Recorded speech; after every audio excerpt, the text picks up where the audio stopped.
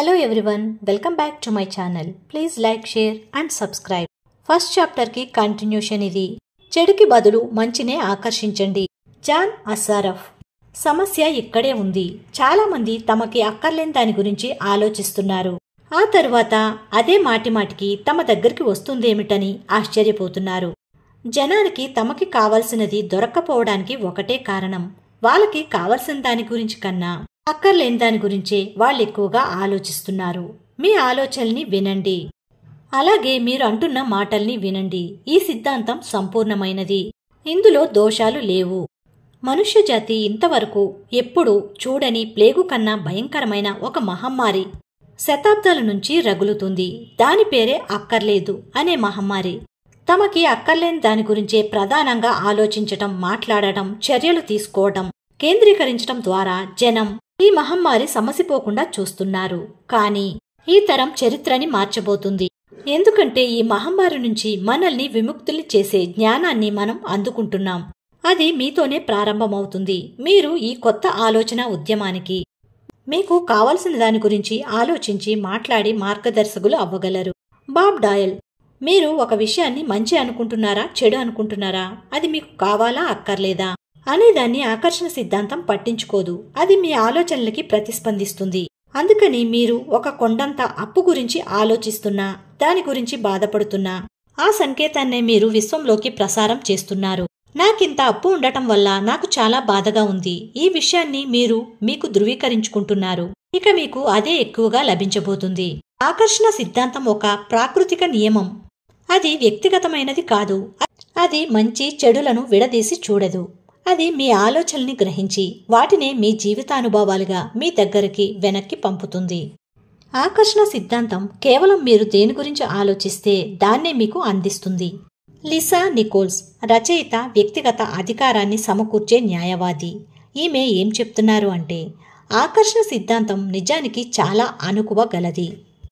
మీరు మీకు కావాలనుకున్న వాటి గురించి ఆలోచించినప్పుడు, మీ పూర్తి దృష్టిని వాటి మీదే కేంద్రీకరించినప్పుడు ఆకర్షణ సిద్ధాంతం సరిగ్గా మీకు కావలసిన దాన్నే ప్రతిసారి ఇస్తుంది.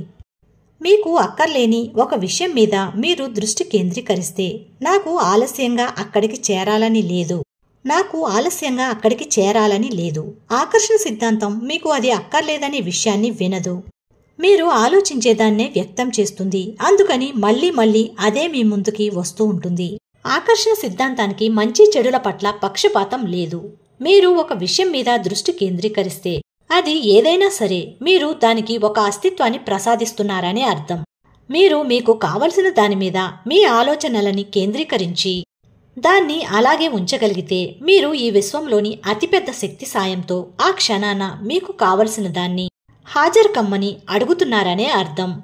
ఆకర్షణ సిద్ధాంతం వద్దు, కాదు, లేదు లాంటి వ్యతిరేకతని సూచించే పదాలని, వేటిని లెక్కలోకి తీసుకోదు. మీరు వ్యతిరేకతని సూచించే మాటలు మాట్లాడేటప్పుడు ఆకర్షణ సిద్ధాంతం ఈ క్రింది చెప్పిన వాటిని గ్రహిస్తుంది. ఈ బట్టల మీద ఏమీ పోసుకోకుండా ఉండాలనుకుంటున్నాను. నాకు ఈ బట్టల మీద ఏమైనా పోసుకోవాలని ఉంది, మరిన్నిటిని పోసుకోవాలని ఉంది. నాకు పనికిమాలిన హెయిర్ కట్ చేయించుకోవాలని లేదు, నాకు పనికిమాలిన హెయిర్ కట్ కావాలి.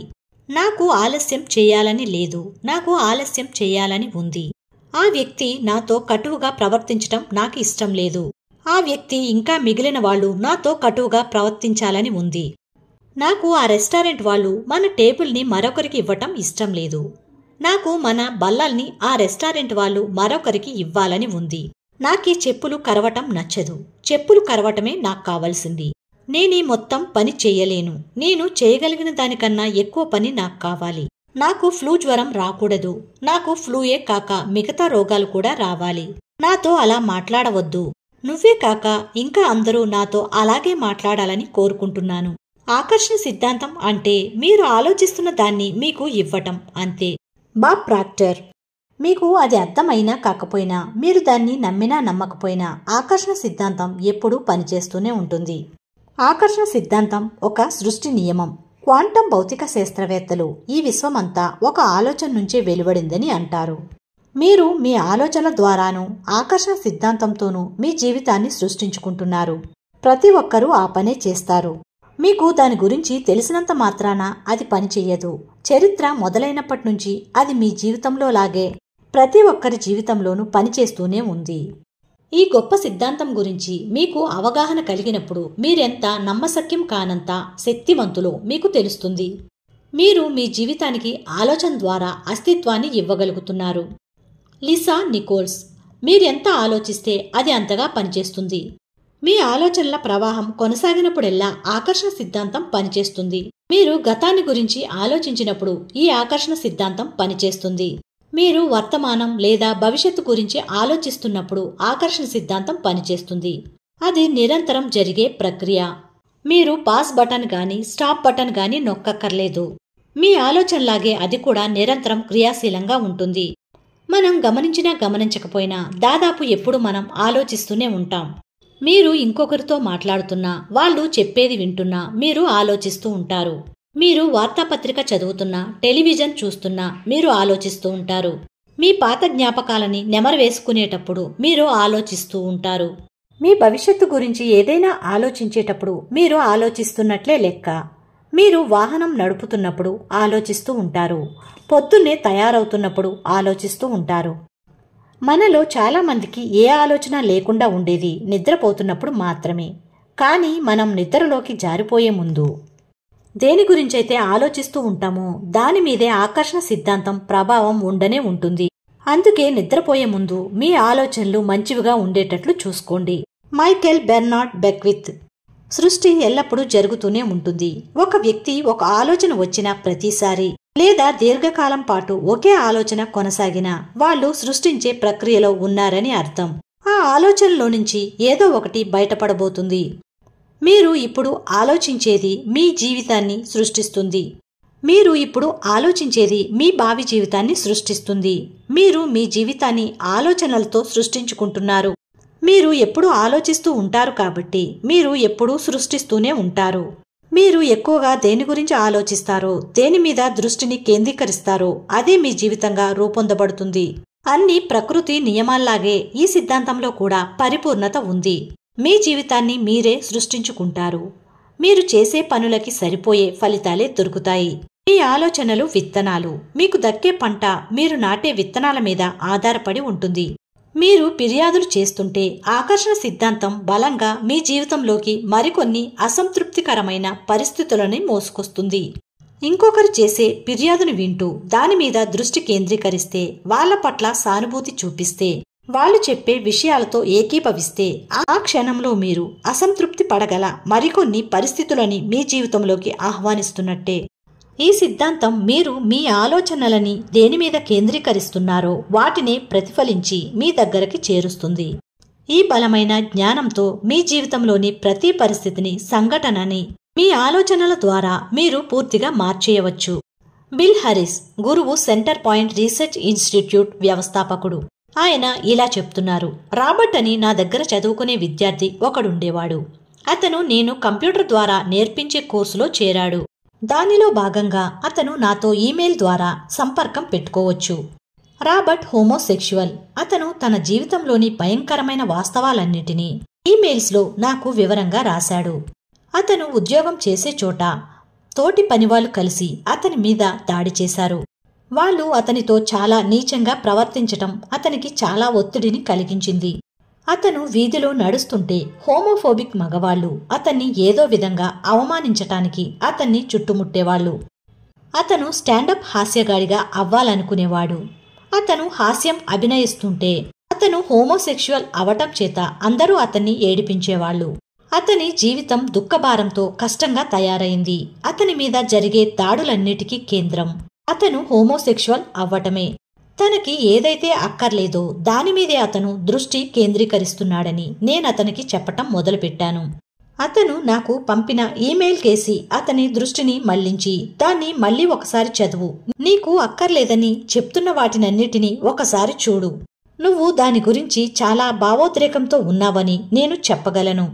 నువ్వు ఏ విషయం మీదైనా అంత భావోద్రేకంతో దృష్టిని కేంద్రీకరిస్తే అది మరింత త్వరగా నీ జీవితంలోకి సంభవిస్తుంది అని చెప్పాను. ఆ తరువాత తనకి కావలసినది ఏదైతే ఉందో దాని మీద దృష్టిని కేంద్రీకరించటం అనేదాన్ని అతను అవలంబిస్తూ ప్రయత్నం మొదలుపెట్టాడు. ఆ తరువాత 6-7 వారాల్లోనే జరిగిందాన్ని ఒక అద్భుతమనే చెప్పాలి. అతని ఆఫీసులో అతన్ని పీడించిన వాళ్ళందరూ కొందరికి బదిలీ అయి మరో విభాగానికి వెళ్లిపోయారు. కొందరు ఆ కంపెనీని వదిలి వెళ్లిపోయారు. మిగిలిన వాళ్ళు అతని జోలికి రావడం మానేశారు. అతనికి తన ఉద్యోగం అంటే బాగా ఇష్టం ఏర్పడసాగింది. అతను రోడ్డు మీద నడుస్తున్నప్పుడు ఎవరూ అడ్డగించి ఇబ్బంది పెట్టలేదు. అసలు వాళ్ళక్కడ కనిపించనే లేదు. అతను తన స్టాండప్ హాస్యం కార్యక్రమాలు చేస్తున్నప్పుడు అందరూ లేచి నిలబడి చప్పట్లు కొట్టారే తప్ప ఎవరూ అతన్ని వెక్కిరించలేదు. తనకి అక్కర్లేని విషయాల మీద, తనకి భయం కలిగించే విషయాల మీద, తను తప్పించుకు తిరగాలనుకున్న విషయాల మీద దృష్టిని కేంద్రీకరించటం మానేసి తనకి కావలసిన వాటి మీద దృష్టిని పెట్టడం మొదలుపెట్టగానే అతని జీవితం పూర్తిగా మారిపోయింది. తన ఆలోచనల్ని మార్చుకున్నందువల్లే రాబర్ట్ జీవితం మారింది. అతను విశ్వంలోకి ఇంకొక రకమైన ఫ్రీక్వెన్సీని పంపించాడు. అప్పుడు ఆ కొత్త ఫ్రీక్వెన్సీకి సంబంధించిన చిత్రాలను విశ్వం అందించక తప్పదు. పరిస్థితి ఎంత విషమంగా అనిపించినా సరే రాబర్ట్ మనసులోని కొత్త ఆలోచనలు కొత్త ఫ్రీక్వెన్సీని సంతరించుకోవటంతో అతని జీవితంలోని చిత్రాలు పూర్తిగా మారిపోయాయి. మీ జీవితం మీ చేతుల్లోనే ఉంది. మీరు ప్రస్తుతం ఎక్కడ ఉన్నా, మీ జీవితంలో ఇంతవరకు ఏం జరిగినా మీరు ప్రయత్నించి మీ ఆలోచనల్ని ఎంచుకోవచ్చు.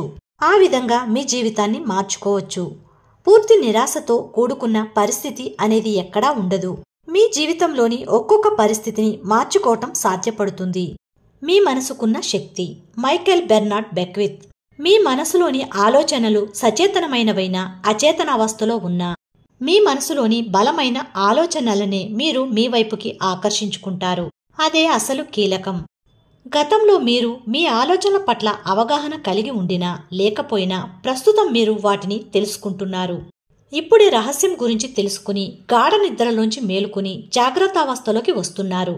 విషయ పరిజ్ఞానం గురించిన అవగాహనలో, సిద్ధాంతం గురించిన అవగాహనలో, మీ ఆలోచనల ద్వారా మీరు పొందగల శక్తి గురించి అవగాహనలో. Doctor John డెమార్టినీ. ఈ రహస్యానికి సంబంధించిన విషయాలన్నీ మన మనసుకున్న శక్తిని, మన సంకల్పాలకున్న శక్తిని దైనందిన జీవితంలో మీరు గమనిస్తే అవి మన చుట్టూ కనిపిస్తాయి. మనం చేయవలసిందెల్లా కళ్ళు తెరిచి చూడటమే. Lisa Nicholls. ఆకర్షణ సిద్ధాంతాన్ని అంతటా మీరు చూడగలరు. అన్నిటినీ మీ వైపుకి ఆకర్షించుకుంటున్నారు. మనుషులని, ఉద్యోగాన్ని, పరిస్థితులని, ఆరోగ్యాన్ని, సంపదని, అప్పుని, ఆనందాన్ని, మీరు నడిపే కారుని, మీరు నివసించే సముదాయాన్ని, వీటన్నిటినీ మీరు మీ వైపుకి ఒక అయస్కాంతంలా ఆకర్షించుకున్నారు. మీరు దేని గురించి ఆలోచిస్తారో అది జరిగేట్టు చూస్తారు. మీ తలకాయలో తలెత్తే ఆలోచనలు మీ జీవితంగా బహిర్గతం అవుతాయి. ఈ విశ్వం చేర్చుకుంటుందే గాని బహిష్కరించదు.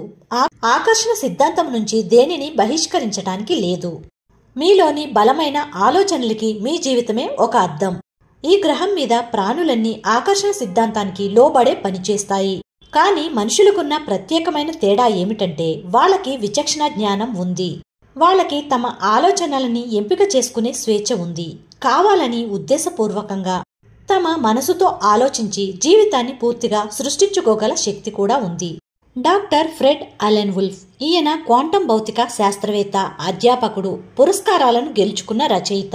నన్ను నేను నమ్మించుకునే ఉద్దేశంతోనే, కాల్పనికమైన వెర్రితోనో మాట్లాడటం లేదు. చాలా లోతైన, మౌలికమైన అవగాహనతోనే మాట్లాడుతున్నాను. క్వాంటం భౌతిక శాస్త్రం కూడా నిజానికి ఈ అన్వేషణనే సూచించటం మొదలు పెడుతుంది. మనసు ప్రవేశించని విశ్వమంటూ ఉండదని అది అంటుంది. అంతేకాదు, మనం దేన్నైతే చూస్తున్నామో దానికి అసలు ఆకారం ఇచ్చేదే మన మనసని అంటుంది. ఈ విశ్వంలోకెల్లా అతి శక్తివంతమైన ట్రాన్స్మిషన్ టవర్ ఉదాహరణని గురించి మీరు కనుక ఆలోచిస్తే డాక్టర్ వుల్ఫ్ చెప్పే మాటలకి దానికి ఎంత చక్కటి సంబంధం ఉందో మీకు అర్థమవుతుంది. మీ మనసు ఆలోచిస్తే దాని తాలూకు చిత్రాలే మీ జీవిత అనుభవంలో ప్రసరించబడతాయి. మీరు మీ ఆలోచనల ద్వారా మీ జీవితాన్ని సృష్టించుకోవటమే కాక మీ ఆలోచనలు ఈ ప్రపంచాన్ని సృష్టించడంలో చాలా బలమైన పాత్ర వహిస్తాయి. ఈ ప్రపంచంలో మీరు ఎటువంటి ప్రాముఖ్యత, శక్తి లేనివారని మీరు అనుకుంటే మళ్ళీ ఒకసారి ఆలోచించండి. మీ మనసే నిజానికి మీ చుట్టూ ఉన్న ప్రపంచానికి ఆకారాన్ని ఇస్తుంది. గత 80 ఏళ్లకు పైగా క్వాంటం భౌతిక శాస్త్రంలో చేసిన అద్భుతమైన అన్వేషణలు, పరిశోధనలు గమనిస్తే మనిషి మనసుకు ఉన్న సృష్టించే శక్తి ఎంత అగాధమైనదో మనం ఇంకా చక్కగా అర్థం చేసుకోగలుగుతాం. వాళ్ళు కనుక్కున్న విషయాలు ఈ ప్రపంచంలో అతి గొప్ప మేధావులు చెప్పిన మాటలకి సమానమైనవి. కార్నగీ, ఎమర్సన్, షేక్స్పియర్, బేకన్, కృష్ణ, బుద్ధుడు చెప్పిన మాటలివే. బాబ్ ప్రాక్టర్: మీకు ఈ సిద్ధాంతం అర్థం కాకపోతే దాన్ని మీరు తోసిపుచ్చవచ్చని అర్థం కాదు. మీకు విద్యుత్ అర్థం కాకపోవచ్చు, అయినా దానివల్ల పొందే సౌకర్యాలని మీరు అనుభవిస్తున్నారు. నాకు కూడా అదెలా పనిచేస్తుందో తెలీదు, కానీ నాకు ఒక విషయం తెలుసు. మీరు ఒక మనిషి కోసం విద్యుత్ సాయంతో వంట చేయవచ్చు, అలాగే ఆ మనిషిని కూడా విద్యుత్ సాయంతో కాల్చవచ్చు అని. మైకేల్ బెర్నార్డ్ బెక్విత్: చాలాసార్లు ఈ గొప్ప రహస్యాన్ని అందరూ అర్థం చేసుకోవటం మొదలు పెట్టేసరికి తమకున్న వ్యతిరేకమైన ఆలోచనలన్నిటినీ చూసి వాళ్ళు భయపడతారు. ఒక వ్యతిరేకమైన ఆలోచన కన్నా ఒక అనుకూలమైన ఆలోచన 100 రెట్లు ఎక్కువ శక్తి గలదన్న సంగతి వాళ్ళు గ్రహించాలి. దీన్ని వైజ్ఞానిక పద్ధతిలో కూడా రుజువు చేశారు. అప్పుడు అక్కడితో కొంతవరకు వాళ్ళకి ఉన్న ఆందోళన తగ్గింది. మీ జీవితంలోకి ఏదైనా వ్యతిరేకతని తీసుకురావడానికి మీరు ఎన్నో వ్యతిరేకమైన ఆలోచనలు అది కూడా విడవకుండా చేయవలసి ఉంటుంది. కానీ మీరు అలా వ్యతిరేకమైన ఆలోచనలే చాలా రోజుల పాటు చేస్తూ ఉన్నట్లయితే అవి తప్పకుండా మీ జీవితంలో కనబడడం మొదలు పెడతాయి. వ్యతిరేకమైన ఆలోచనల గురించి మీరు ఆందోళన చెందితే మరింత వ్యతిరేకమైన ఆలోచనల గురించి ఆందోళన పడతారు. అవి అలా ఎన్నో ఇంతలు పెరిగిపోతాయి. ఇప్పుడే మంచి ఆలోచనలే చేస్తానని మీరు నిర్ణయించుకోండి. అదే సమయంలో మీ మంచి ఆలోచనలు చాలా శక్తివంతమైనవని, చెడు ఆలోచనలు బలహీనమైనవని ఈ ప్రపంచానికి ఎలుగెత్తి చాటండి. లిస్సా నికోల్స్: మీ ఆలోచనలన్నీ వెనువెంటనే నిజం అవ్వనందుకు, ఆలస్యం అవుతున్నందుకు ఆ దేవుడికి ధన్యవాదాలు తెలుపండి. అలా కానట్టయితే మనం చిక్కుల్లో పడతాం. ఆలస్యం అవ్వడం అనేది మీకే మంచిది. మీరు మళ్ళీ ఒకసారి బేరీజు వేసుకుని చూసుకోవడానికి అది అవకాశాన్నిస్తుంది. మీకేది కావాలో సరిగ్గా ఆలోచించుకుని కొత్తగా ఎంపిక చేసుకోవడానికి సమయం ఇస్తుంది. మీ జీవితాన్ని సృష్టించుకోవడానికి కావలసిన శక్తి అంతా ఈ క్షణం మీ చేతుల్లో ఉంది. ఎందుకంటే మీరు ఆలోచిస్తున్నది ఈ క్షణమే. మీకు కొన్ని ఆలోచనలు వచ్చి అవి నిజమైతే, అవి అంత మంచి చేయవని అనిపిస్తే ఈ క్షణమే మీ ఆలోచనల్ని మార్చుకోవచ్చు. మునుపటి మీ ఆలోచనల్ని తుడిచివేసి వాటి బదులు మంచి ఆలోచనలు చేయవచ్చు. సమయం మీకు సాయం చేయడం వల్ల మీరు కొత్త ఆలోచనలు చేసి కొత్త ఫ్రీక్వెన్సీని ఇప్పుడే ప్రసరింప చేయవచ్చు. డాక్టర్ జో విటాల్: మీకు మీ ఆలోచనలేమిటో తెలుసుకోవాలని, వాటిని జాగ్రత్తగా ఎంచుకోవాలని, అది మీకు సరదాగా ఉండాలని అనిపిస్తుంది. అలా ఎందుకు అనిపిస్తుందంటే మీ జీవితం తాలూకు అత్యుత్తమ కృతి మీరే. మీ జీవితంలోని మైకెలేంజిలో మీరే. మీ మనసుని మీ ఆధీనంలో ఉంచుకోవటం నేర్చుకోవడానికి ఒక మార్గం. దాన్ని ప్రశాంతంగా ఉంచుకోవడం. ఈ పుస్తకంలోని టీచర్లందరూ ఒక్కరూ విడవకుండా రోజు ధ్యానాన్ని అభ్యసించిన వారే. నేను ఈ రహస్యాన్ని కనుగొనేదాకా ధ్యానం ఎంత శక్తివంతమైనదో నేను కూడా గ్రహించలేదు. ధ్యానం మీ మనసుని ప్రశాంతంగా ఉంచుతుంది. ఆలోచనలని అదుపులో పెట్టుకునేందుకు సాయం చేస్తుంది. మీ శరీరంలో కొత్త శక్తిని ప్రసరిస్తుంది. అసలు గొప్ప విషయం ఏమిటంటే ధ్యానానికి మీరు గంటల కొద్ది సమయాన్ని కేటాయించక్కర్లేదు. రోజు 3 నుంచి 10 నిమిషాల ధ్యానంతో మొదలు పెట్టండి. అద్భుతంగా మీ ఆలోచనల్ని అదుపు చేసే సామర్థ్యం సంపాదించుకునేందుకు అది చాలు. మీ ఆలోచనల గురించి జాగరూకతతో ఉండేందుకు మీరు ఒక సంకల్పం కూడా చేయవచ్చు. నా ఆలోచనల మీద నాదే అధికారం. దీన్ని తరచూ అంటూ ఉండండి. ధ్యానం చేసేటప్పుడు కూడా ఈ మాటని అనుకోండి. అలా ఆ సంకల్పానికి కట్టుబడి ఉంటే ఆకర్షణ సిద్ధాంతం ప్రకారం మీరు ఆ విధంగా తయారవుతారు. మిమ్మల్ని మీరు అద్భుతమైన ఒక కొత్త రూపంలో తీర్చిదిద్దుకునేందుకు అవసరమైన జ్ఞానం మీకు ఇప్పుడు అందుతుంది. అత్యద్భుతమైన మీ కొత్త రూపం తాలూకు ఫ్రీక్వెన్సీలో ముందు నుంచే ఈ రూపం సంతరించుకునే అవకాశం ఉంది. అందుకే మీరు ఏమవ్వాలనుకుంటున్నారో నిశ్చయించుకోండి. దాని ప్రకారమే పనిచేయండి. ఫ్రీక్వెన్సీని ప్రసరింపచేయండి. అప్పుడు మీ కలలే మీ జీవితంగా రూపొందుతాయి. దీంతో ఫస్ట్ చాప్టర్ కంప్లీట్ అయింది. దీనిలో ఉన్న ఇంపార్టెంట్ పాయింట్స్ ఏంటో ఇప్పుడు చూద్దాం. రహస్యం సంక్షిప్తంగా: జీవితం తాలూకు గొప్ప రహస్యం ఆకర్షణ సిద్ధాంతం. ఒకే రకమైనవి పరస్పరం ఆకర్షించుకుంటాయని అంటుంది ఆకర్షణ సిద్ధాంతం. అందుకని మీరేదైనా ఆలోచన చేస్తే అటువంటి ఆలోచనలే మీరు మీ వైపుకి ఆకర్షించుకుంటున్నారని అర్థం. ఆలోచనలు అయస్కాంతాల వంటివి. వాటికి ఒక ఫ్రీక్వెన్సీ ఉంటుంది. మీరు ఆలోచించేటప్పుడు ఆ ఆలోచనలు విశ్వంలోకి ప్రసరింపబడతాయి. అప్పుడు అదే ఫ్రీక్వెన్సీలో ఉండే అటువంటి ఆలోచనల్ని అవి అయస్కాంతంలా ఆకర్షిస్తాయి. బయటకి పంపబడిన ప్రతిదీ ఉత్పత్తి స్థానానికి వెనక్కి వస్తుంది. మీరు ఒక మానవ ట్రాన్స్మిషన్ టవర్ వంటివారు. మీ ఆలోచనలతో ఒక ఫ్రీక్వెన్సీని ప్రసారం చేస్తూ ఉంటారు. మీ జీవితంలో ఏమైనా మార్పులు చేసుకోవాలనుకుంటే మీ ఆలోచనల్ని మార్చుకోవడం ద్వారా మీ ఫ్రీక్వెన్సీని మార్చుకోండి. మీరు ప్రస్తుతం చేస్తున్న ఆలోచనలే మీ భవిష్యత్ జీవితాన్ని సృష్టిస్తున్నాయి. మీరు దేని గురించి ఎక్కువగా ఆలోచిస్తారో, దేని మీద దృష్టిని ఎక్కువగా కేంద్రీకరిస్తారో అదే మీ జీవితంగా రూపొందుతుంది. మీ ఆలోచనలే వస్తువులుగా మారతాయి.